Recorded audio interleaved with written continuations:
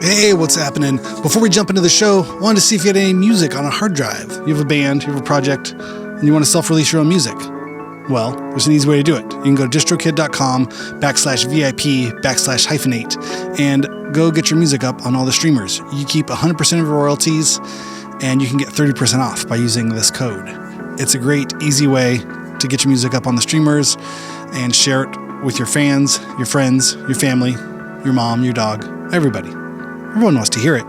But go to distrokid.com/VIP/hyphenate, HYPHENATE, and send me the link. I want to hear it too. Send your mom the link. Send your dog the link. They all want to hear it too.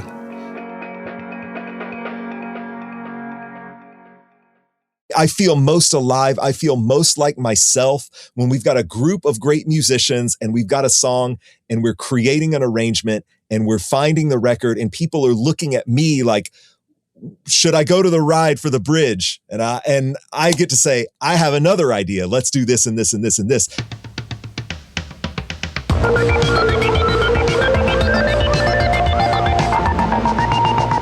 What's happening, everybody? Thank you so much for tuning in to Hyphenate with me, your host, Randy Randall. This is our show for Thursday, August 27th, 2026.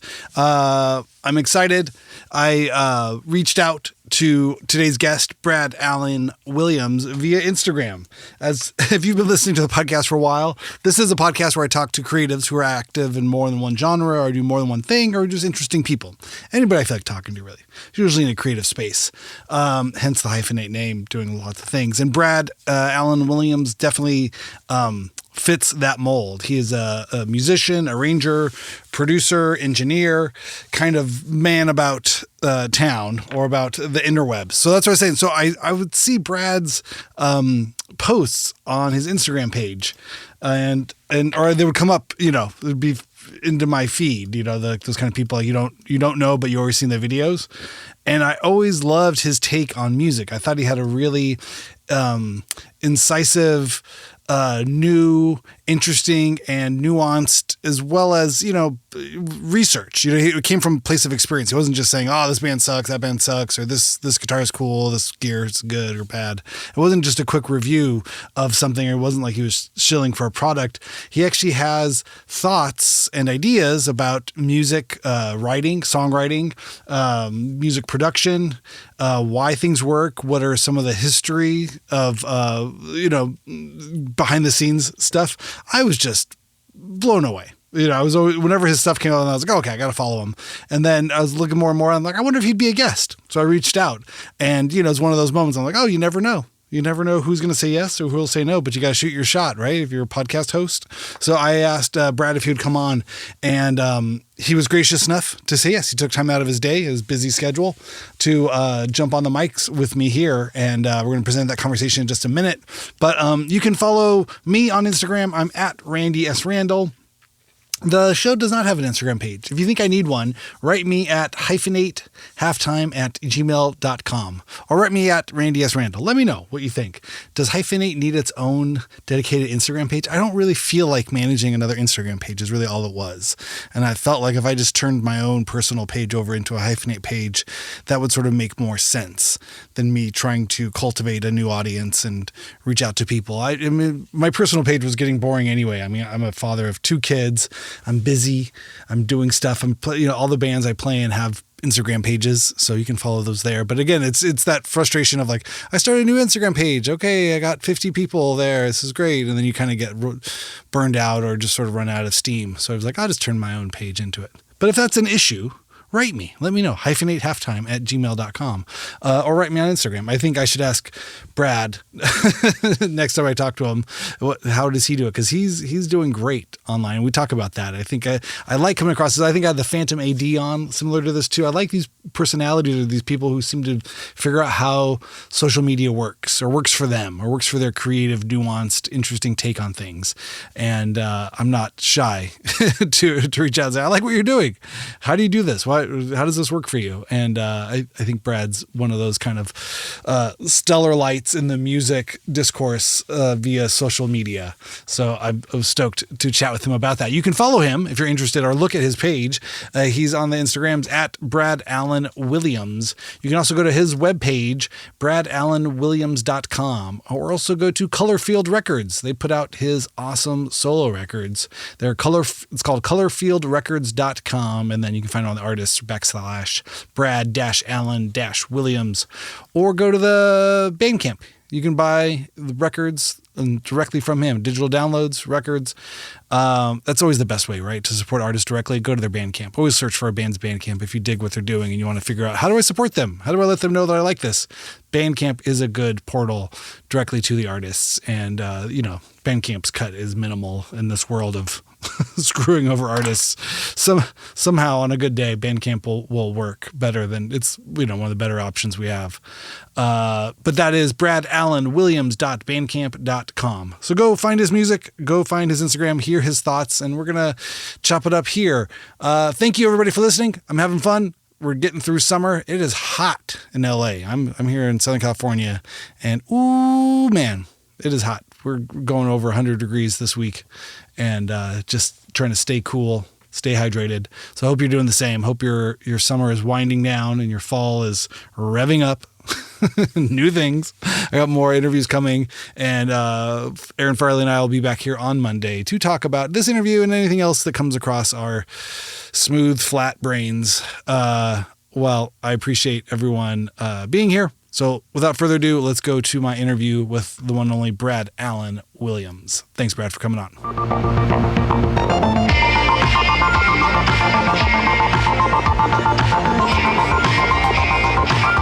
Brad, thank you so much for coming on Hyphenate. How is it going?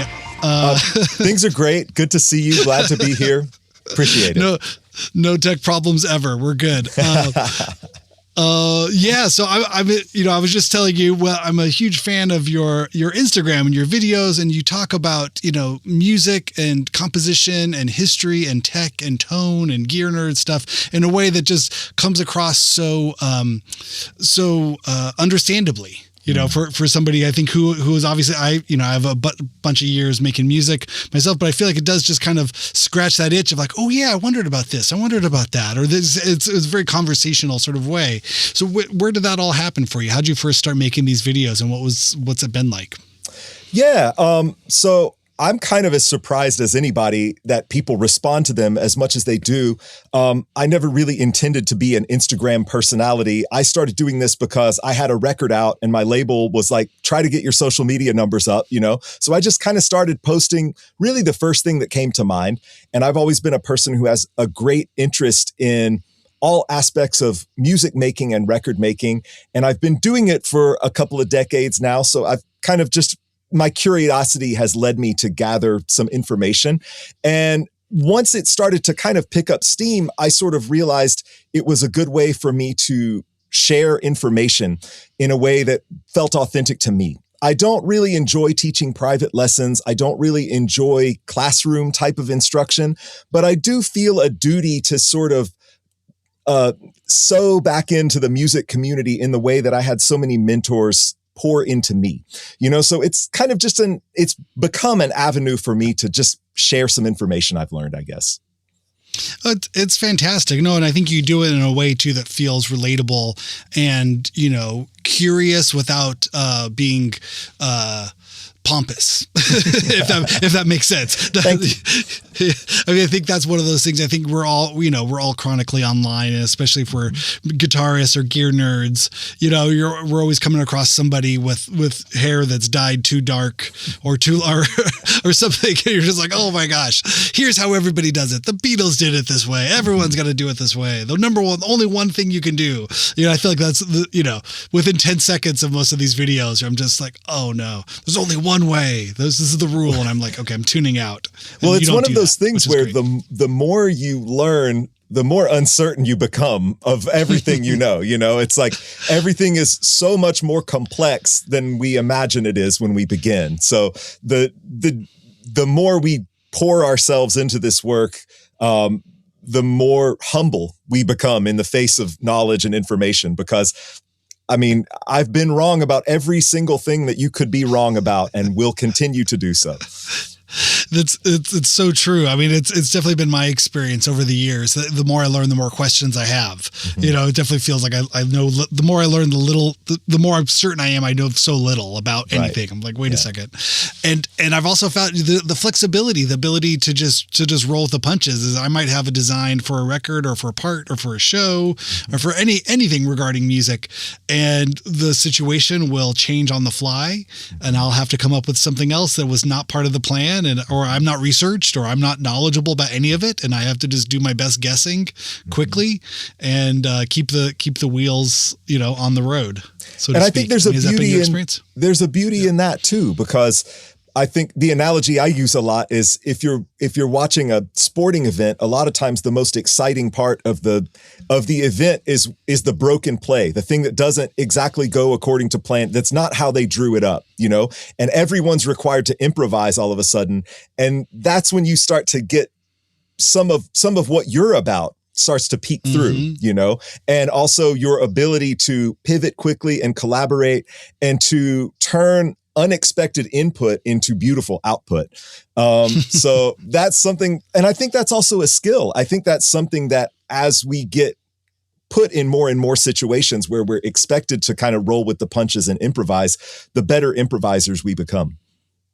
Absolutely. Yeah. And I mean, and it really just speaks towards, you know, to life and just life on the road or touring or life in the studio, is there's always something breaking, always something new coming up. And you know, I've definitely found over the years that it's that, you know, the sense of professionalism or the people or the veterans who've been doing it the longest and like, wow, you guys were great, it really comes down to, well, we're pretty good at all winging it. I could, you know, one night you can't hear the bass player, one night you can't hear the singer, and you don't have to, you know, not everybody, it's not a house of cards where one thing goes down and the whole thing crumbles. Everybody knows their part or knows how to play or fake it well enough. Everyone knows how to be bad or be good in a bad situation. Right. And that cumulatively, if you have enough of people in that sort of like so many hours logged bubble, you know, if everybody's experienced enough to play through the terrible parts of it all, then you come off looking like, hey, you're pretty good. You're like, no, I just know how to be bad.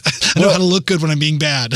And that raises an interesting point, because I feel like something as musicians, we all sort of internalize very quickly, is that if we want to grow and improve, we need to play with musicians who are better than us, who are more experienced, who have it. But something that I've come to believe really strongly is that it's almost equally important to play with musicians who are less experienced, to see, because that's when you really find what you're made of. You know, it's like, can I still sound good when I'm not getting a lot of support? And then beyond that, the next level is, can I actually magnetize this inexperienced talent around my experience and empower these people around me to play in a way that's better than they thought they could play. And because that's something that I experienced as the inexperienced guy. A great saxophone player in the New York City area, Bruce Williams, no relation. When I was much younger, he had me in his band when I really had no business being in his band. But what I quickly learned was that his musical identity and his sense of intent and intention was so strong that I rose to the occasion. Like, it brought me up to a higher level than I had any business being at that time. And so now that I'm a little bit more experienced myself, I always relish those situations where maybe there's somebody that I have to kind of put them on my back and like help elevate them. I learned so much about myself, and it challenges me to be a better player. That's such a great point of view. That's such a great perspective, because it really, you know, we've all been that young player playing in with a group way over our heads. Right. And there's nothing greater than walking away from a thing and go, I didn't drown. Yeah. I didn't get made fun of. I didn't, you know, maybe I stumbled, I fell, but you were picked up by the group, or you were embraced, and the mistakes were, you know, sort of tolerated, if not, you know, overcome. And you just, it's that growing pains sort of situation, but you walk away 10 feet taller, you know, I've definitely done that, you know, especially as a younger, musicians still to this day. I mean, I'm not anything to sneeze at, but it's always fun to get to play with people above my head because it really just, it's a great, it is uplifting, even as it's humbling, right? Like at the same time, like, oh boy. I learned early on one of my favorite things to say, like, oh, I missed your show, or, this is the classic thing, like, oh, you had a show, you were coworkers or other people or friends, like, how was it? And I would always just lie and just, it was the best show ever. You missed, you're never going to say anything like it ever again.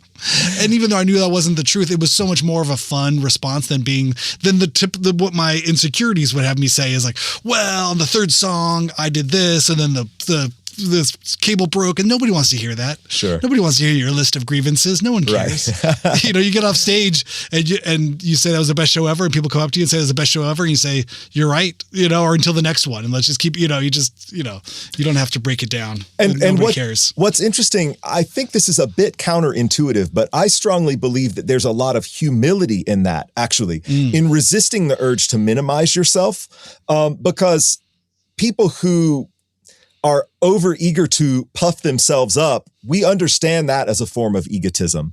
But if you're too eager, if somebody pays you a compliment or says, how was the show? And your first reflex is to minimize yourself and say, oh, this wasn't as good as it should have been.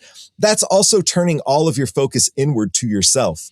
And it's just sort of egotism in opposite polarity, but it's just as corrosive. And I think I learned that lesson by example because I had the good fortune to study with the legendary pianist Mulgrew Miller. And he was maybe the first person I ever met who truly embodied humility without modesty, without any sort of self-effacing artificial modesty. Like he understood the level at which he was working. He didn't think that made him a more worthy human being than you, but he also wasn't going to deny the skills that he had acquired and the artistry that he embodied. And to me, it was just like a light bulb moment for me. I was like 24 and I'm just thinking, wow, that's actually humility. Not like, oh man, no, you cats are so much better than me. Oh, I'm just trying to keep up. Like it was none of that. That's not real humility. Yeah, no, if you ever receive that from somebody, that false humility, it cuts so deeper. It's such a more toxic, I think it's a good word, or corrosive sort of thing to see. Like, oh, I suck. You're somebody in a big band comes up to you at a small gig or something. Like, you're the real thing. Yeah. I'm dumb. And you're just looking like you came here in a car you own that's worth more than I'll make all year. You know what I mean? So don't insult me with this. Like, obviously you're a big success. We all know who you are. And I'm a nobody. So thanks for coming to the show. I just appreciate you support. I'm stoked you're here, but for you to put yourself down just makes the whole thing feel gross and weird. You're like, what was I supposed to do with that? Now we're not, because you would hope that you build a relationship or a friendship with somebody who's more popular, more successful in your field. But if they come at you that way, it's like a closed door thing. Like, oh, you're so good, I'm so bad. And you're like, oh, I thought we could. I want to get on what you're on. I want to, have me open for you. Do something, then let's turn this into something cool. Don't just, that's a whole other kind of weird relationship. And it feels very much like somebody placing themselves above you. It's the same. It's placing a distance between you. That's why I say it's like opposite polarity egotism, That's so interesting. Yeah. That's so true. So tell me, let's go back to the beginning. Where do you come from and where did music really enter your life and how did, this creative sort of journey begin for you? Sure. So I grew up in Memphis, Tennessee, which is obviously a great music city. I contend still one of the great American music cities, not just historically, but currently. There's something so special about that place. And I feel like one of the reasons why Memphis isn't on everybody's radar a little bit more is that everyone there who is doing this work is more about the work than they are about the recognition.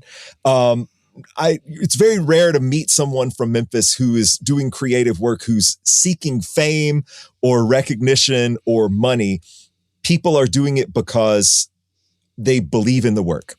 And so kind of growing up in that milieu, I was obviously kind of the heyday of the Memphis recording industry was over by the time I was born. I would say around 1975, Stax closed, American Recording, which was Chip's Moman Studio, closed in, I think, 73.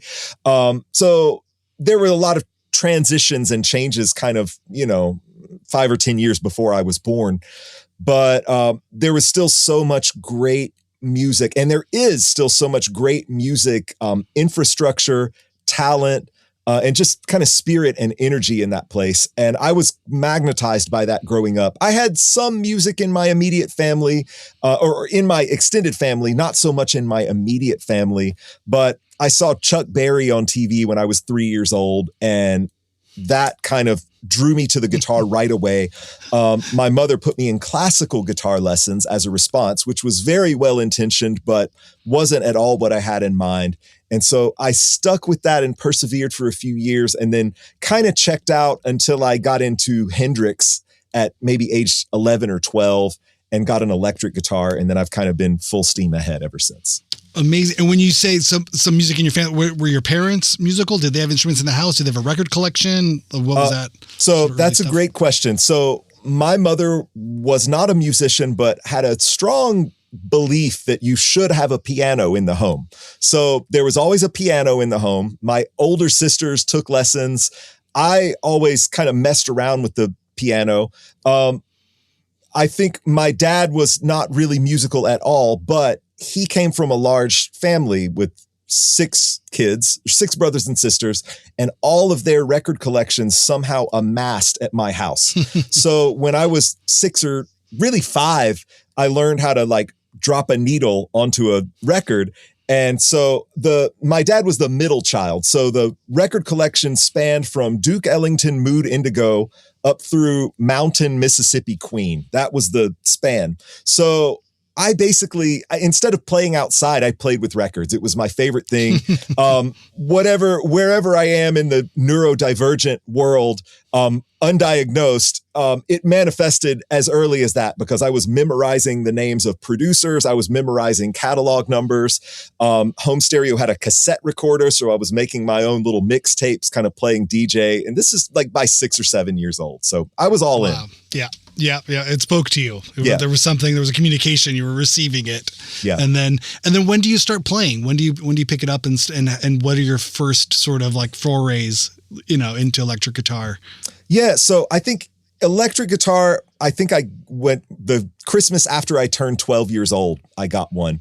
And, I got in just some lessons with a kind of random teacher who was very good at the local music store, whatever was closest to my house, and he taught me to play, I think, Stairway to Heaven and some other, like some music of the type, like Pearl Jam and like Smashing Pumpkins, was just helping me figure out these songs off the record. And then I quickly realized that I could kind of figure them out off the record on my own. So I was still going to my lessons, but I kind of got really energized when I figured out I could figure things out off of records myself, and got a little digital multi-effects pedal and got real into sound design. I had 2 boom boxes, one with a built-in electric condenser microphone and the other one with a microphone input. So I took 2 broken pairs of headphones, and with my dad's sort of plumber's grade soldering gun and some acid core solder, cut the cables off these broken headphones and soldered them together as like an 1/8 to H-nth cable. So I took that out of my digital effects pedal and plugged that into the mic end of the boombox. And so was experimenting with multi-tracking that way. And that's probably 13 years old. I was doing that. Amazing. Yeah. I think we're around the same age. And I mean, we're definitely, kind of coming of age in the post-Nirvana boom of things. And there was, a big sort of pull towards like, oh, okay, this is dirty, messy electric guitar, sort of big sounds and going that way. Yeah, that's incredible. I think it sounds like your ear was more developed than mine. I don't think I could really pick anything up. I was a tabs guy. I was getting the Guitar World magazines and going by tabs. Yeah. And I'd hear the thing, and then I'd be playing it half a note off, half a step off the whole time. Like, I got it. And then I'm like, no, your ear, dummy. You're not really listening. Okay. It took me a long time, and it was hard earned. I don't think it was a natural ability for me. Anything I can do is the humbling experience painful. For my ear was when my older sister subscribed to the Columbia House CD scam, yes. Yeah, the one or a CD for 1 penny. Exactly. Thing, right? And so I don't know what boxes she checked, but for some reason, the featured selection of the month one month was this Joshua Redman album called Wish that had Charlie Hayden and Billy Higgins as the rhythm section and Pat Metheny on guitar. And I had read Pat Metheny's name in Guitar World magazine. So I was very excited to check it out. And it just blew my mind. I was like, I think I was 14 at this point. And I'm like, wow, this is like amazing. And I had gotten to where I could figure out Jimi Hendrix solos and figure out like Stevie Ray Vaughan licks. And I'm like, oh, great. I'll just learn how to do this, And that was the humbling experience for my ear, was thinking that I could go from mostly pentatonic based language into learning what Pat Metheny was doing by ear. And that was a journey of decades. Yeah.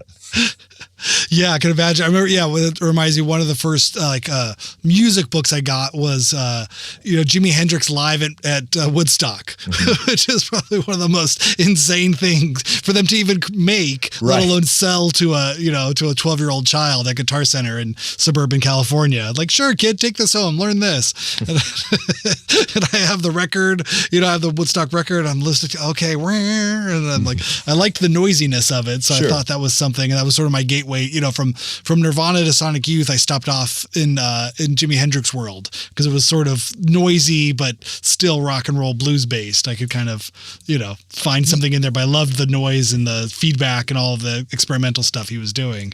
And it's interesting.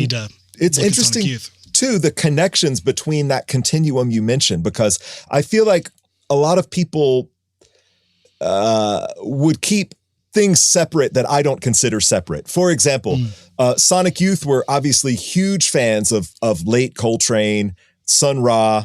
And then I feel that, Hendrix was on the course to finding the language of Coltrane. Like he was on the way. And I believe actually, or I should say that Hendrix and Coltrane were on perpendicular courses to finding one another's language, because just the sort of soundscape, massive density, complete improvisation, playing with noise, chaos, sound, weaving in and out of tonality.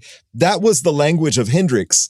And then, Coltrane was heading in that direction. But then at the same time, Hendrix was getting all of this harmonic language together, obviously from Are You Experienced through Electric Ladyland into Band of Gypsies, the harmonic language was becoming more sophisticated. So the two, I feel like, were sort of on a parallel spiritual path and a perpendicular technical path that I find very interesting.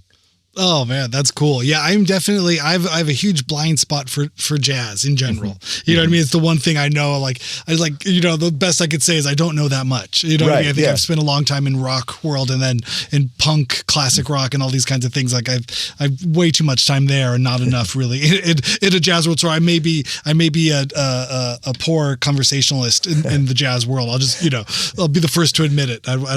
I'll agree with you if you say it. I can't with any authority debate you or agree with you with any. Take my nodding as he's trying. This poor guy's trying. He's trying to keep up. Completely fair. But I love when I hear things. It's the kind of thing where I think in that sort of post rock world of Thrill Jockey and this sort of experimental world. Tortoise was a band that I loved, and I know there was jazz elements in that. And I've had the good fortune I've interviewed Jeff Parker here on the show, and I've met him and hung out, and as well as Johnny Herndon, drummer extraordinaire, and all these things. And it's like there's stuff, Berkeley trained, highly skilled and talented player. But again, I'm just like, I've sat with him. I haven't sat in playing with him, but sat, with him while he plays and was like, that's great. I just kind of smile, knowing nothing. Like, I don't know. It just sounds beautiful. I could go that far. I have no schooling. Well, I think it's interesting because I think it's okay to have no schooling, and no schooling doesn't invalidate an interest or even an aptitude. And a great example of that here lately has been Flea's new album, Yeah. And he's so lovely. I was playing at the Blue Note recently with Keon Harold, and he came to the show and came backstage and met everyone. And I aspire to maintain his passion for the craft and his curiosity about the work, wall to wall through his career. You know, it's clear that he's a person who loves doing this and wants to learn more about it always. And I relate very strongly to that, and hope that when I'm 90 years old, hope that when I'm twice Flea's age, I'm as curious as he is. Yeah, no, it's incredible to see, the journey from, obviously pop and funk and whatever, where he's most well known for, to his commitment to jazz and to music theory and to the larger sort of songbook of American traditional music in that kind of way. I know he's here, living in Los Angeles and seeing, what he does for the music, the sort of like music conservatory, and just giving back. I think it's I think he serves as a great example of somebody who's able to, quietly support a lot of things with the money and the fame and the influence that he has, and that with all that affords him, he seems to do well in giving back. Yeah. Even outside of the music side of things. But so you're learning and you're listening to records and you're playing and you're playing along to records. So what happens from there? Do you form a small group? I mean, what is Memphis jazz guitar, what sort of in the 90s looking like? I mean, I imagine you got a flannel shirt on and some ripped Levi's, and here you are, and you're pushing, you want to, get into the jazz scene. What does that look like in Memphis? I don't know anything about that world. Yeah. What's interesting is it was a lot of naivete because it was all going on at once, right? Like, it sounds almost fake if I were to describe it, because it doesn't sound like teenagers, but I had a little cohort of musicians. We were in the jazz band at White Station High School under the direction of Leroy Snell, who was the brother of Lester Snell, famous session keyboardist on a lot of the classic like Stax, Isaac Hayes records. So a little cohort of us, we decided we wanted to form our own little band, like outside of school. And so we ended up kind of, in hindsight, really, it was a jam band. I'm not proud of that, but that's what it was. Sure. Yeah. But somehow, all of our friends were in the Memphis punk and hardcore scene. So we were playing this very jam bandy kind of improvised sort of jazz influenced, funk influenced stuff on these bills with hardcore bands and punk bands. And those were our friends. There was I'm sure it was an illegal venue in Memphis called 296 Monroe, which is where all the like punk and hardcore shows were. And that was where we played most of our shows. It was the kind of thing where you paid $5 at the door. There's a fridge with a guy standing next to it selling PBRs for like $2. And the whole thing was a living fire code violation, but I spent many years in these places. Yeah. I've driven for 8 hours, for 12 hours to get to show like this and these kinds of places. And somehow it's one of those only in Memphis things, because we were all just too ignorant. Like we didn't know we weren't supposed to be friends, So like the punk and hardcore kids really welcomed us, and we loved what they were doing. And at the same time, one of the great resources, the legendary jazz and blues guitar player Calvin Newborn, which it's really underselling him to call him a jazz and blues guitar player. He played on B.B. King's first record in 1949. He taught B.B. King to play. Elvis got his hip shaking move from Calvin. Like Calvin was really a seminal figure in American guitar. Like it would be impossible to overstate his importance, but he played in an organ trio 3 nights a week on Beale. And so as soon as I had my driver's license, I was worshiping at the feet of Calvin every night. I wasn't ever able to get him to teach me guitar lessons. He was a little bit guarded, understandably. Doug Womble, another great Memphis guitarist, a little bit older than me, was able to penetrate that shell and kind of get some lessons with Calvin. I never was. But all these kind of unsung or undersung legends were kind of walking among us. There was a woman named Sakita McKinley who ran a place called Precious Cargo Exchange, and they had a jazz jam session every Sunday. And a couple of musicians from the Isaac Hayes movement, Sidney Kirk on piano, Mickey Gregory on trumpet, sort of spearheaded that jam session. I had no idea who they were as a child. So I was there probably talking out of turn, making a fool out of myself, but I was able to absorb some of their mentorship, and they were very generous. Fred Ford, who played baritone saxophone on all those great Rufus Thomas records and B.B. King records. He was, was gracious enough to invite me to sit in, again, one of those situations where I had no business. Like, he taught me Bye Bye Blackbird on the bandstand to allow me to sit in. And then I took the drummer home. It was that, yeah. That's like being 16. And so all these things are going on at the same time. And maybe the fact right now that I have my fingers in so many pies and am doing so many different things owes partly to just growing up in that naive environment where there was all this great music and I just wanted a part of all of it. I wasn't sophisticated enough in my vision or taste to specialize at that point. So I was just everywhere. But that's great though, right? Yeah. I mean, that's part of, that's, the title of this podcast, Hyphenate. It's about everybody just having to wear a million hats and do a bunch of different things in order to really, serve as a creative outlet. Today, as we're the modern condition in 2020s isn't, you got one thing and you just keep your nose to the grindstone and never deviate. If anything, you must, just expand. It's this kind of ever expanding sort of whatever form it takes. I think we've all learned how to be flexible in those kinds of ways as it's been in pursuit of a creative career or any kind of path of expression, even if it's not paying as a career, just to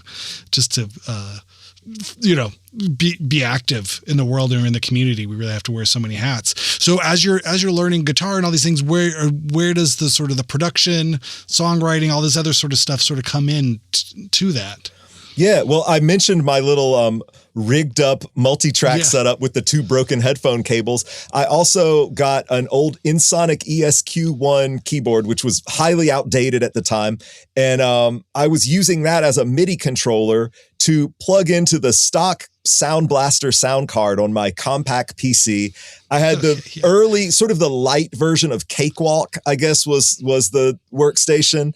And I would just manually play drum tracks in on the keyboard and then manually play bass in. I didn't have a way to get my guitar into the computer at that time. I had no sort of what we would call an interface now for that. Everything was all MIDI. So I would just do that. And then I would just turn the computer speakers up really loud and play the guitar through an amp and then record that onto a boombox. Like that was, but really when I guess I kind of got serious about it when I was, playing in bands in my later teens and early 20s, and being in proper recording studios and realizing that this was I was dragged to church as a child, but like inside a large tracking room was the closest feeling to a true sacred space that I had ever felt. Like I felt that sense of awe, that sense of importance. And so I was just drawn to that. I was in college in Denton, Texas. And right outside of Denton in Argyle was a studio called the Echo Lab. They had like a Neotech console and I think an Otari 24-track machine.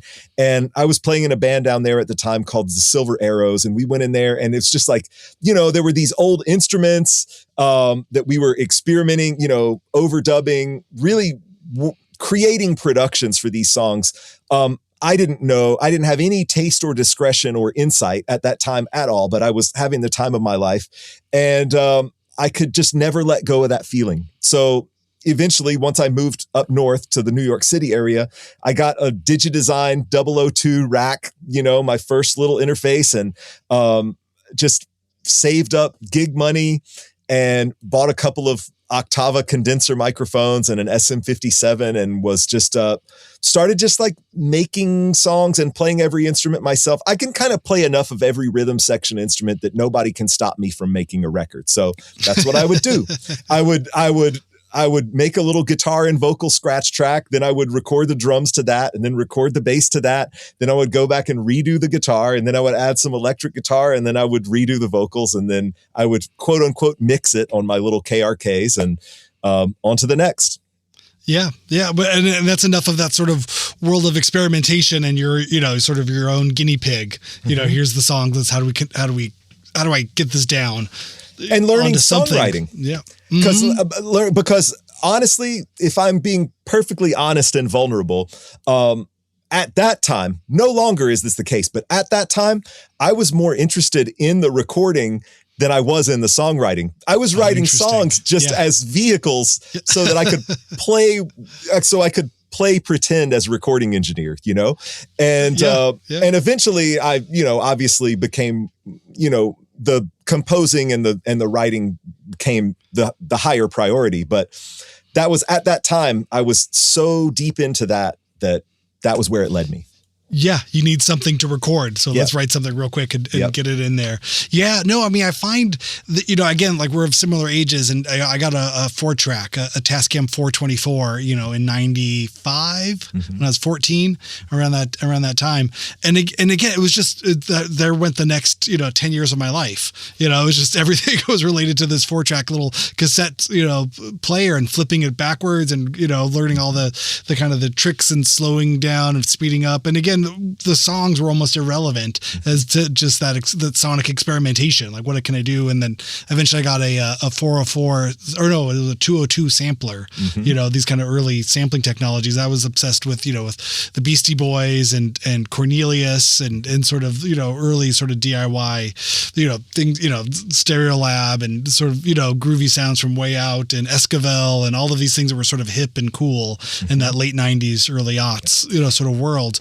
And then, and I was lost for years in that, just layering and doing things and learning where to put microphones. And it was so much fun. And again, I don't know if there was any songs made necessarily, and I wasn't playing out, you know, I was more interested in just kind of making these tapes. And every once in a while I would play it for someone else if they asked. I was on a similar wave at that time. You can see behind me here, there's a Farfisa compact combo organ over in the corner.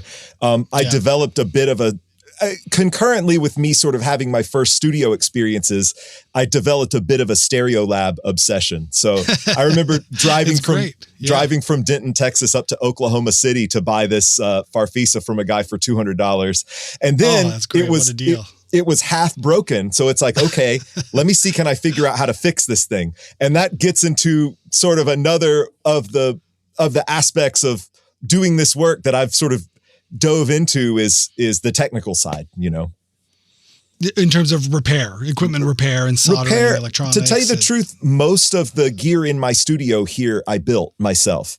With the exception of, I have an Eventide H3000 that was trash picked, broken, and I fixed it. You know, I replaced every tantalum capacitor in it and fixed it. But everything else in my racks and in my studio that I'm sitting in right now, I made.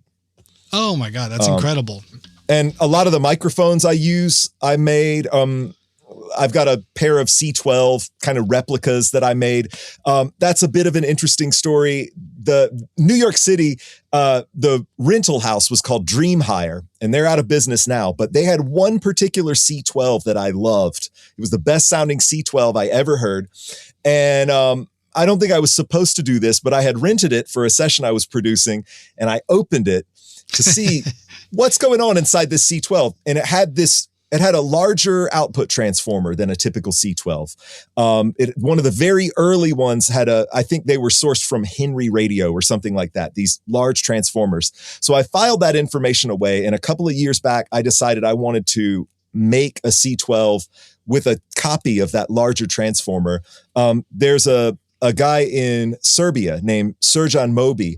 And I asked him, I'm like, can you wind me a replica of this transformer? And he's like, if you find me a sample, I can make you one, you know? So a little time goes by, and lo and behold, somebody sends him an original one that had failed for rewinding. So he was able to painstakingly unwind it, document everything. So I got the first two. Now it's something that he sells on his website, but I got the first two. I built a pair of C12s. I designed the power supplies myself because I sort of, in my hubris, thought that I could improve on the original AKG design engineers. And perhaps I did. I mean, they're very quiet, you know, but I was on tour a lot at the time. And so I spent a lot of time on airplanes. And so I had LT Spice on my laptop, and I was just running simulations of circuits. How can I improve the C12 power supply? So I did, those mics that I built have been on a fair few records at this point. Tim Campbell in Denmark made exceptional CK12 capsules for them. It's hard to get capsules from him anymore because he's in such demand with the big OEMs. But yeah, you know, so that's the kind of stuff I get up to. I like to tell people I play for a living and work for fun. That sounds, for people who are listening who aren't familiar with AKG C12s, how do you describe those microphones? Yeah, what's an easy way? I think in the world of large diaphragm condenser microphones, which is the type that most people use for like a lead vocal, there are two major families. There's the Neumann family, which they call those center terminated capsules. There's a wire that right in the middle of the membrane that vibrates. And then the AKG family is what they call edge terminated, where the wire is kind of on the edge of the diaphragm, kind of on the, I guess, ring on the outside. And the C12 is just probably one of the big 5 classic microphones. They're so valuable now. The reason that I built them myself is that I cannot afford to buy them. A really nice pair of C12s, I don't know, by this point, between 30 and 40 grand, if not more, for a nice original pair that's in good condition. So I can't afford that. So I'm like, well, I've got C12 at home, so to speak. Like, let me see if I can make it. You know, it's like the old Eddie Murphy bit about his mom saying she'd make him a hamburger better than McDonald's. McDonald's. You know, McDonald's, it's like at home. I'll make a microphone better than a vintage C12. Big chunky onions in it. Yeah. Exactly. Look great. Yeah. That's great. Okay, so the technical side of stuff is again accessible to you, and that's a big part of your day-to-day work that you do in terms of running and maintaining and fixing and building, and I would say incredible. So, but only in service of my own work. I kind of laid a marker down 20 years ago. When I built a couple of pedals, I built my first 2 tube amps, and people started calling me and saying, "Hey, can you fix my amp?" And I just decided that I had to be very intentional, because I'm a big proponent of saying yes. And the reason I'm such a big proponent of saying yes is that you never know where it will lead. Saying yes could lead you to a career.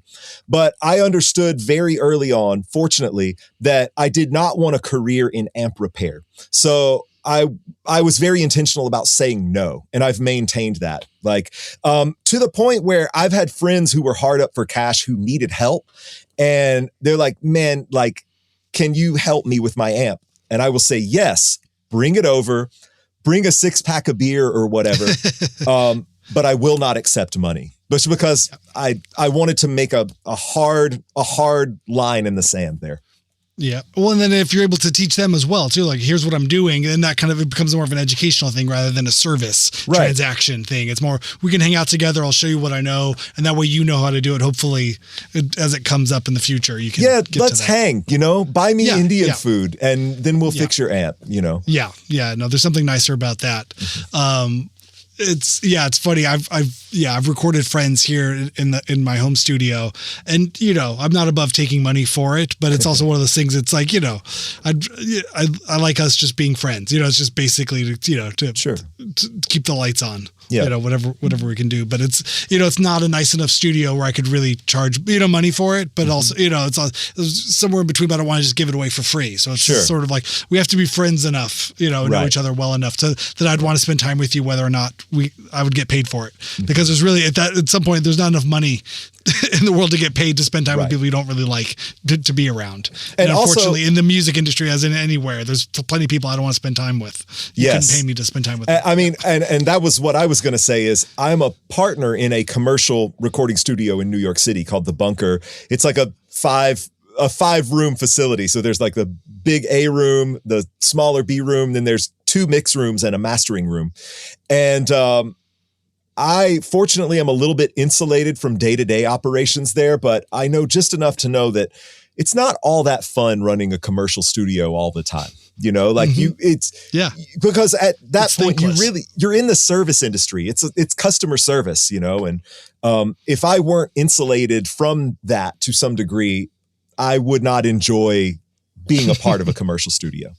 Sure. Yeah. No, it makes sense. It takes a particular kind of person to just know it's just money. And I think that's the thing too, is when you have a respect and an awe, admiration, sort of almost worship of the recording space and the sort of the technology and the room and the acoustics, and you know what it's all about, then to see somebody just throw money at you and do whatever they want to do. And they're like, no, this is my baby. I built this. It's not for this. And that's where the business mindedness, that's where we may not be the best businessmen. Right. You can be an artist, and you could be a technician, but it's like, to have to just go get paid for that space. It's like, no, this is a place of worship. This is a place of honor. This is, we're making art in here. Mm-hmm. Oh, it's hard. I've seen that on all different sides. And so when does I want to make sure we get time. I want to talk about your record that came out last year. Sure. And the singles. I mean, it sounds incredible. It's kind of retro futuristic. It's obviously very jazzy, very funky, but also very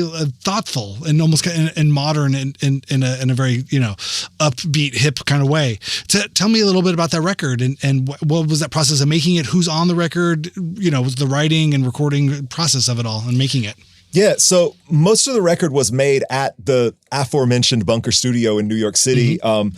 And I'm mostly in Los Angeles now. That's where I am currently. That's where my current sort of smaller studio is. But I am still involved on the East Coast side.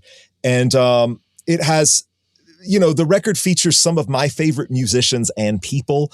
I think that's really important. I've witnessed enough people making records with like the hired guns who are legend. And there's not always enough vulnerability to truly collaborate. It becomes more about craft at that point. So it was important to me to have people on the record that I had toured with, that I was friends with, that I had some pre-existing relationship with.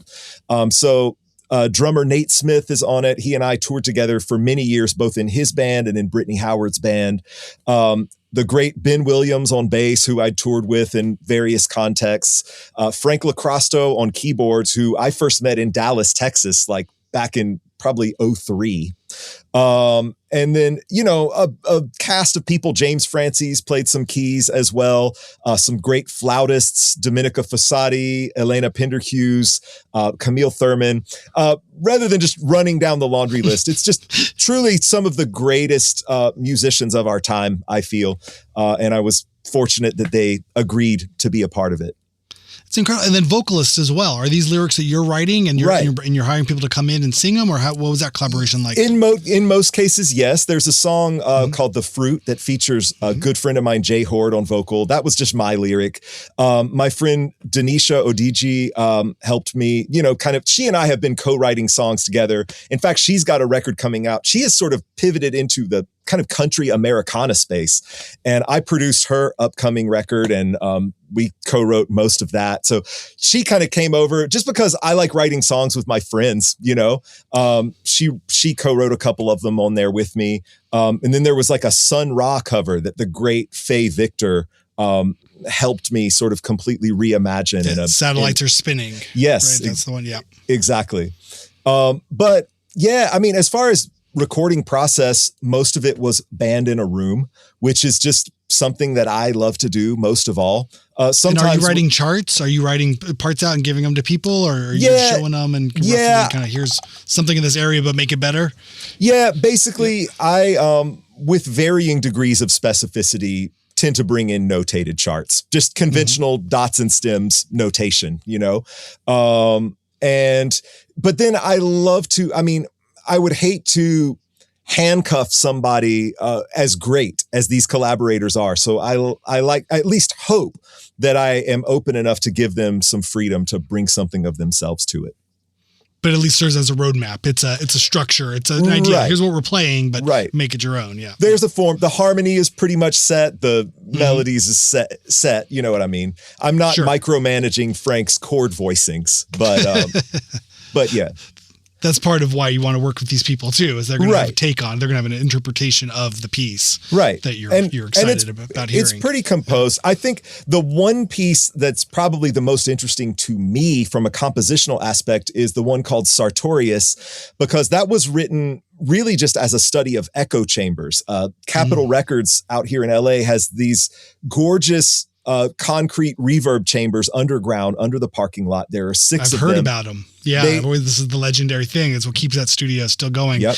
Aside from its great mic locker as well. Right. Yeah. Each one sounds different. And the first time I ever experienced them, I was on a session being engineered by the great Ed Cherney, produced by Don Was. And Ed, sent some of my guitar to the chamber. And so I had it in my headphones while we were tracking. And it was a surreal experience because it's the same echo that I heard on Frank Sinatra records and Nat Cole records, but now it's on me, So I was kind of inspired literally by living in a piece of history. It's so rare. Even these big live rooms like Abbey Road, and they change over time. Right. But echo chamber like that, is really going to be. So you can hear the sound. I wrote this piece essentially as a study of echo chambers. I had these short percussive impulses. I used a castanet, a hand clap, and a single deadened tambourine.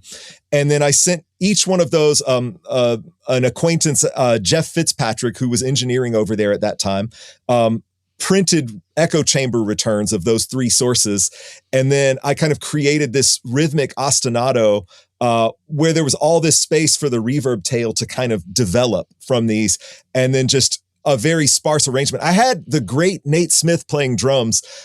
He didn't do anything with his hands. All he did was just play this gigantic 26-inch Slingerland Radio King bass drum, like once per bar, just to give all this space for the echo chambers to kind of like develop and do their thing. So it was a lot of stuff like that, just amusing myself, trying to make stuff that I like, trying to make music that I wish existed already, but that no one has made yet. And that track's a great way to sort of end the record too. It sort of serves as this sort of like coda on the end of the record as well. After everything you've heard, someone was a palate cleanser, and we go back out into the world. Right. Yeah. Wow. It's so cool. And in terms of your work, is this something that you present live? Do you go on tour? Or are you sort of in that traditional sort of, artist band cycle of things, or how does that world look for you in terms of your live time with your own personal work? I know you go out on tour with a lot of other artists, and you're in high demand. But when it comes to your own pieces, how do you do that? How do you present it? That's a great question, and in a way, even though you didn't intend it this way, a great challenge to me, because I am so much more comfortable in a role where I'm lending support. I feel like one of my best strengths is to be the straw that stirs the drink more than the drink. And, but I do think that as a writer and player, I've got something worth presenting. It's just, I tend to stay so busy. It's just the path of least resistance to me to collaborate with other people and help them elevate their own work. It's so hard to be a band leader. It's like if you've ever toured as a side musician, you learn that you very quickly actually have the best role, because someone else is assuming all the risk. Nobody's ever asking you about low ticket sales. Nobody's ever asking you to figure out how to make the travel budget work. Nobody's ever, so it's like having had a front row seat for some of the unique challenges of band leading. I've been very content to sort of act in service of others' creative visions. And where I do think I have an affinity for leadership as well, but where I find myself most at home is as a producer. I love being the point person for a tracking date in a studio. That's where I feel most alive. I feel most like myself when we've got a group of great musicians and we've got a song and we're creating an arrangement and we're finding the record and people are looking at me like, should I go to the ride for the bridge? And I get to say, I have another idea. Let's do this and this and this and this. That's when I'm most energized. If I'm being perfectly honest, I get that charge on stage, but I haven't yet found any special kind of charge from being at the front of the stage. And there's, like my friend Nate Smith says, there are a million miles between being on the stage and being at the front. And I have not traversed those million miles very often.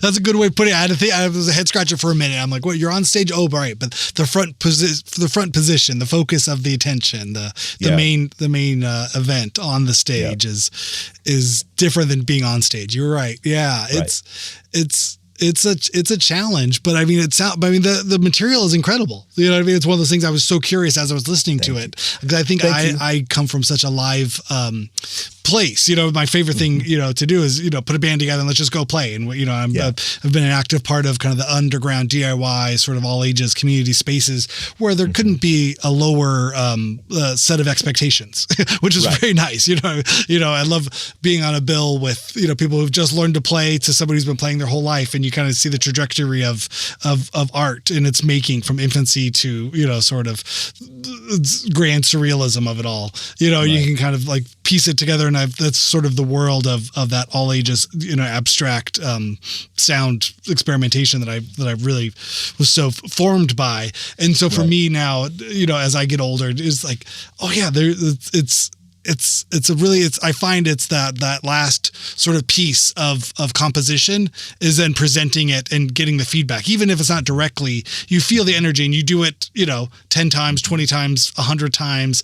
And the song, it gels, the superfluous parts fall off, the parts that are good strengthen and grow. It's a very much like a workout or something. Like the song becomes it's the song. It doesn't become itself. That's been played so many times for me in my personal situation. And I love that's my favorite part. Yeah. I have presented the music live. I have played it around LA and, but I just haven't really done a tour. Gelled into it. Where do you play in LA? I mean, this is just for my own personal nerdiness. What does that scene look like? There's a kind of an artist space in Eagle Rock called Scribble. Yep. I just played there recently. Yeah. Okay, great. A few weeks ago. It's fantastic. I did some of this music there. There was a great venue, I'm sure ETA over in Highland Park that's sadly no longer there. But I used to love playing there. And just, places like that, smaller things. I've done none of this music, but other stuff at Baked Potato, Gold Diggers, places like that. Just kind of local. But to tell you the truth, I spend so much time in the studio these days. I'm honestly, when I left New York, it had been months since I had played on a stage in New York City when I left, because I was just on tour all the time or in the studio. So playing locally, and the city has a huge turnover of venues too. New York's a tough one to kind of keep your finger on what's still around. New things are opening, new things are closing, and it's very, especially in the last 10 years. Very much. Yeah. No, LA's like that as well, but it's just so expensive to keep any of these venues going, and the best of intentions are always there. Okay. Well, good. At least I'm glad I'm not missing out on it. I was like, why haven't I seen this? Is this part of, I was like, is this a different world? Are you living in an alternative reality in LA that I don't know about? But it sounds like I'm as aware of what's happening. It's not like you're playing every week at some place I've never heard of. I was hoping to learn something new and be like, that's happening. I want to know. Well, like I said, which can't happen in LA. It's great. You never know. In LA, someone tells you, turns you on to something. You're like, I've never been. Let's go. Let's make a plan. It happens. Well, like I said, I take it as a good challenge, because I really do need to be presenting music as a band leader more often. I just have so many excuses because I have so many wonderful and exciting opportunities, things I get to work on. Like you said way earlier in the podcast, always discovering new things.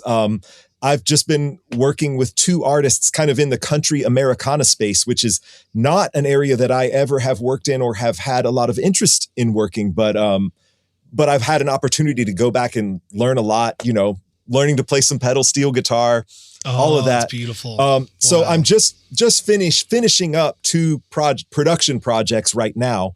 And then, maybe, but all that said, there are new records in the works all the time. I'm excited about some stuff that I don't think I can talk about yet, but that's coming up later in the year. And so very cool. It's always in happening. the film world, in the sync world, are you active in that part? I would imagine, your music kind of being as epic as it is sort of sees crossover. Some of your particular production skills get utilized in that sort of film, TV, video, commercial landscape, or how has that been for you? To date, I haven't really had much in that area. I haven't really pursued it intentionally. Both of my last two records were out on labels that had departments who had some tentacles in the sync world. I don't know that I've had any traction there yet. I mean, I do get a little bit of money in the mailbox from time to time for some TV appearances I did with this artist or that artist and things like that. But as far as a writer, composer, artist, not really much in that area yet. All right. Well, you've heard it here first. We're putting out into the universe the next big PlayStation game. Sony, right? Get at your boy. I feel like if anybody were making intense science fiction, some of my music could work in that context. I think there's some, I could see it happen. I could imagine. I don't know if I'm a fortune teller or just have ears, but I can tell. It sounds like the way things are going. And, I mean, I'm not sure what your experience in LA has been, but it's been such a volatile time in just production, and everyone's making things, no one's making things. It's it's not great. It's this real kind of doom and gloom at the particular moment of where just all the production people are just like, we don't know what's happening, we don't know where it's going, and it's been a downtime. But I have to imagine it's turning around in some ways.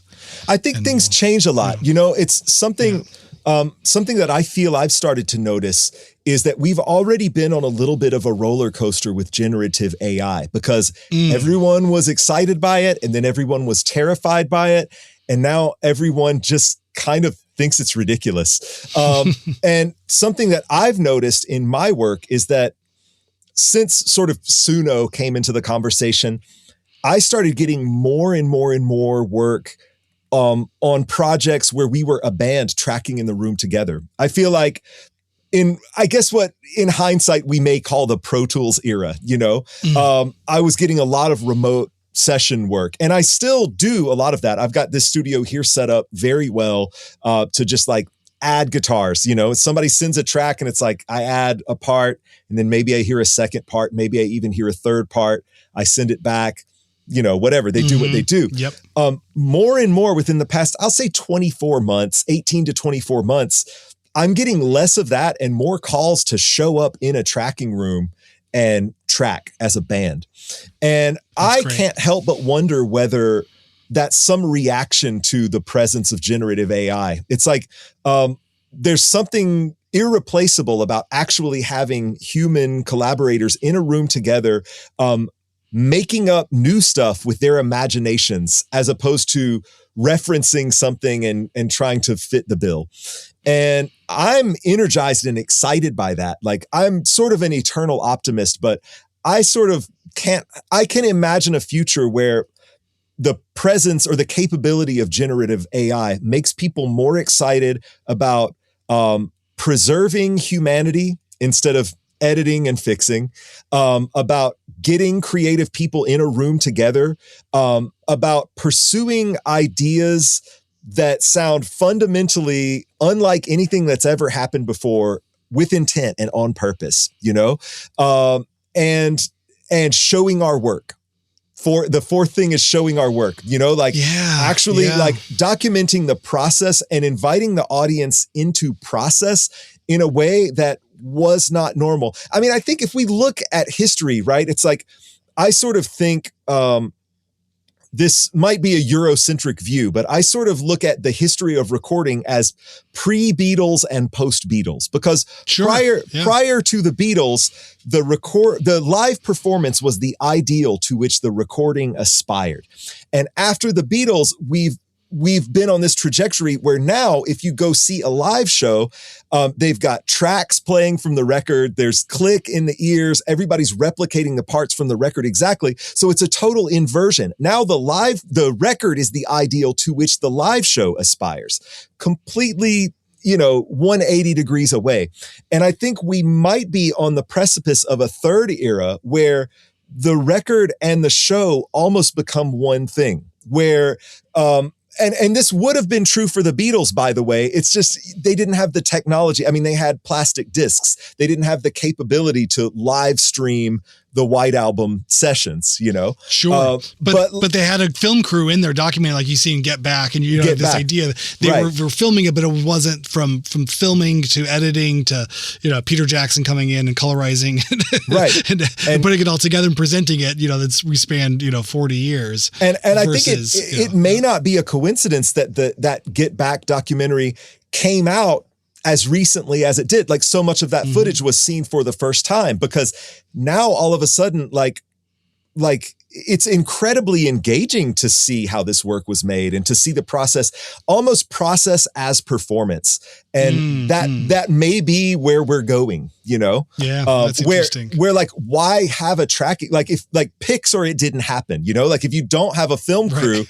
why do you have a tracking date at all? Because it might just be Suno for all anyone knows, you know? That's so interesting. Well, I love the idea too. I think it's a novel idea I hadn't thought of before, but the idea of a fake, you know, or an AI, you know, it'll become apparent to people's ears. You know, it's almost training, you know, the audience to hear the differences. You know, if it's so blaring, you know, the idea is, it sounds just like it. And the more they try, the more ephemeral it gets and the more uncanny valley it gets. But you don't know that it's not, you know, it's almost like these Disney live action things. It's like, it's just like, you're like, no, this is this weird world. Like, I didn't know how weird that world was until you showed it to me. Right. And now I can appreciate, look at this. It was photographed with light on people's faces. Like, what a beautiful, natural sort of thing, when, you know, that we couldn't appreciate what we had till it got really far out. And then maybe that same can be applied to sounds and, you know, in terms of songwriting and authenticity, or these kind of words, you know, of like, you know, yeah, there's a third rail now that's out there that's AI that will serve as, you know, Muzak. It sort of serves in that sort of, you know, elevator music, kind of under bed, you know, bed music for cheap commercials. And then there's this whole other thing. It just draws that stark contrasting line between the computer generated music and human generated music. You know, you don't see the difference, you know, until you really. And also, how will it inform our taste? Because I would imagine before the invention of the rhinestone, if you had some sort of ornate diamond encrusted thing, it would be uniquely beautiful and dazzling. But once the rhinestone existed, or the cubic zirconia or whatever, it just becomes gauche and tacky, you know? And now, even if you did have that same piece with all of those real diamonds, it would be very valuable, but it might still be perceived as gauche and tacky. And so what is generative AI going to do? Like, if something's too slick and too polished, will that become repulsive as opposed to something being like a little bit broken? And furthermore, like, the only thing that's exciting to me about generative AI is the prospect of someone breaking it. What happens if a very creative, sort of mischievous person decides to have it generate something, and then it says, okay, I'm going to generate 5 things, and now I'm going to train it on these 5 things and generate a 6th thing. Now I'm going to generate 5 of those and just see. It's like feeding bacon to a pig over and over again. Like, what happens? How does the AI mutate? How grotesque does it get?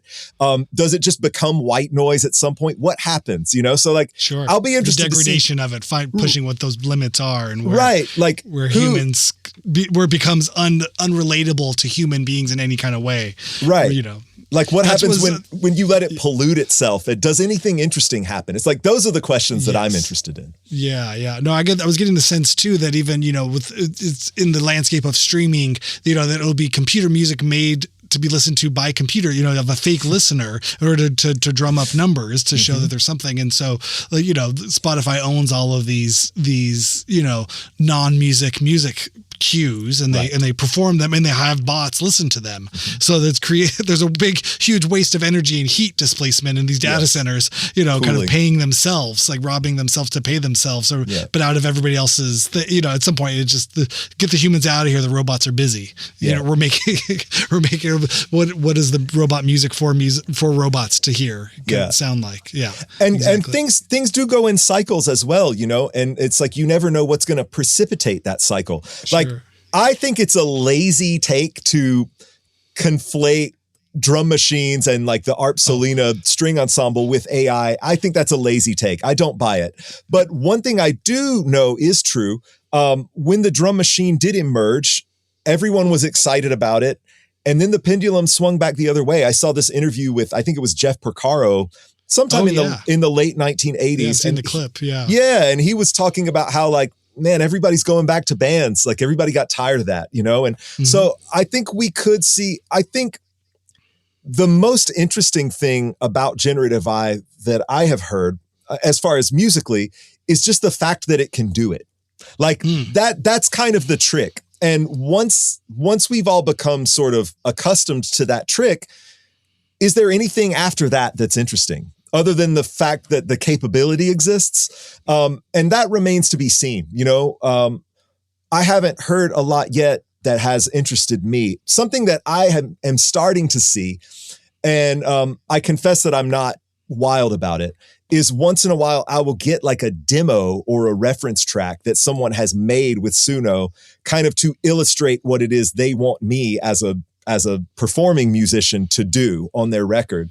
And a lot of times it's kind of nonsense. It's like less interesting than something a human would come up with, but also weirder and kind of more difficult, And I'm not the first to point this out. A session drummer in Nashville, Jerry Rowe, I saw was saying the same thing on social media the other day about like people bring in these Suno demos and it takes twice as long for the group of real musicians to just kind of make sense out of it and figure out a way, it's like if you just bring in a work tape with just guitar and vocal, like this caliber of talent that you've assembled could make you an amazing record in half the time, Yeah, oh, that's interesting. Yeah, I'd have to admit, I haven't heard enough, or am I aware that I've heard anything in that particular world outside of, kind of the trick novelty tracks, like the faux Oasis ones, or the just the stuff you come across on social media, the and singing like the fight on a text message chain, or the pop punk version of this annoying thing. I'm like, oh yeah, this is all fake and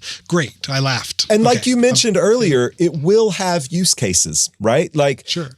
If I'm making wooden tables and I've just gotten enough clientele to have my first YouTube commercial that I made myself, I can't afford to license some music. So either I use something royalty free, or maybe I prompt Suno to make something that I think fits better for my commercial, whatever, That's not really taking too much money out of anybody's pocket. It's just allowing somebody to, fine tune their independent project at a lower budget. Whereas basically either they can do it for cheap or they won't do it at all, that kind of thing. It will have use cases. But I'll be curious to see if people can tell the difference, if they'll get called out for it, and they'll be like, oh, is this the thing? Brad, I've kept you for way too long. We've gone past the hour. I want to respect your time, but thank you so much for coming on. What are the best ways for people to follow you and to support you and buy your music and to learn more about the studio process, and where do you direct people? Yeah. So my Instagram and my TikTok and Threads and all that is just at Brad Allen Williams. Allen is my middle name. And then obviously I've got a couple of records out. Light Rivers is my most recent, out on La Reserve. It's out on all the streaming places. The prior record is called Economy, spelled with the OE character ligature, because I have to make everything difficult. But that's on Colorfield Records, great LA-based label. You can buy that on vinyl through Bandcamp or stream it anywhere. And yeah, that's about it. That's about all I have to plug at the moment. Awesome. Okay. All right. Everybody go follow. I'll put links in the show notes so everyone can go click on those down below. Brad, I really appreciate it. Thank you so much for taking the time. And thank you so much. I look forward to seeing your next video on Instagram. That's where I see him. All right. Thanks so much. Have a good one.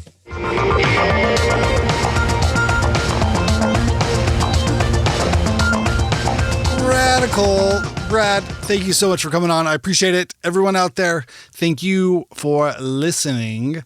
Don't forget, go to bradallenwilliams.com. Follow him on Instagram at Brad Allen Williams, Colorfield Records, colorfieldrecords.com, and bradallenwilliams.bandcamp.com. Go support cool, interesting, hardworking, talented musicians. This is a wild thing to say. Music and art make the world a better place. You know this. If you've gotten this far in the podcast and you're listening to this, I tattoo this on my forehead. Art matters. And this is my brick in that wall towards the monument of creative expression and art. This podcast is considered a labor of love for me, and I do it because I believe in creative people. I believe in this stuff. And so I feel like it's, instead of complaining and being like, oh, there's nothing good out there, everyone's dog shit and life's hard. And yeah, those things can be true. However, that what art and creativity have taught me is that, there's also a lot of great, beautiful things. And part of why I do this podcast is to share these conversations like this with Brad. And, I don't know. I think it makes the world a better place. That's what I'm doing. I'm doing my part. It's like Starship Troopers. I'm doing my part. Gosh, yeah. I feel like that, culture matters, art matters, music matters, all these things matter. And I would imagine you think the same. If that is the case, subscribe to the show. Tell your friends. Let people know. The more people listen to this thing, I think helps me do it. Helps me, keep the lights on while I'm doing it. I would love for this to be something I could be doing indefinitely. And talking to the mic's not a hard part, but getting more ears and eyeballs on this show does help the show and does help me. So I appreciate all of you who listen, and write a review. Let people know. All those things do matter. Little things do matter. If you got a minute, help out the show, help me out, and write a review, tell a friend, and make sure you got your automatic downloads on, subscriptions, all those things. And I've been in this long enough. I've learned the tech side of stuff does have an impact. It feels like nothing. Like, what, doesn't matter if I'm just one person. What happens if I subscribe? It's a free show. But it matters somehow to the computer overlords that distribute all of this talking material. Let people know that this one is worth listening to if you feel that way. So I appreciate it. You can write me hyphenate@gmail.com. Find me on the Instagrams at Randy S. Randall. And thank you, Brad, for coming on. And thank you, everybody, for listening. See you on the next one.